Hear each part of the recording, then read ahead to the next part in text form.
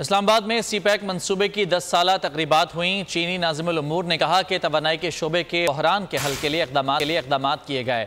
चीनी नाज़िमुल उमूर ने कहा कि गवादर में तवानाई की ज़रूरत को पूरे 7,000 सोलर पैनल तकसीम किए गए। लाहौर में ऑरेंज लाइन ट्रेन और कराची मोटरवे ने फासलों को कम किया है। सी-पैक के तहत सनती ताउन के फ़रोग़ के लिए इक़दाम किए गए हैं। उन्होंने कहा कि सी-पैक के ज़रिए दोनों मुल्कों के अवाम में राबताकारी को फ़रोग़ हासिल हुआ।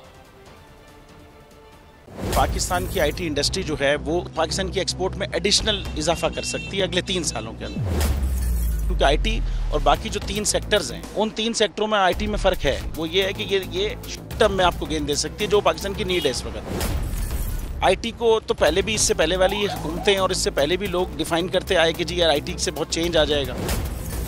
क्या वो इम्पैक्ट हुआ आईटी इंडस्ट्री के ऊपर जो हम समझते थे और चाहते थे? पाकिस्तान की आईटी एक्सपोर्ट्स इतनी हो जाएंगी कि पाकिस्तान के सारे मसले मसाइल ख़त्म हो जाएंगे? वो तो नहीं हुआ। आपकी जो पॉलिसीज़ हैं वो कॉन्फ्लिक्ट हो रहा है। क्या हमने ऐसी पॉलिसीज़ रखी हुई है कि गूगल मजबूर हो यहाँ पे ऑफिस खोलने में?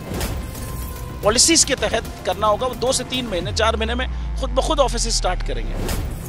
जो आपके मुल्क का आईटी का एंटरप्रेन्योर है, $100 मिलियन तो वो बाहरी अकाउंट रोक लेता है। आप उसको मोटिवेट करके उसको पर फोकस करें, उस पर इंसेंटिव करें, वो आपको 100 आएगा तो आपका 5 टाइम्स इंक्रीज हो जाएगी फौरन।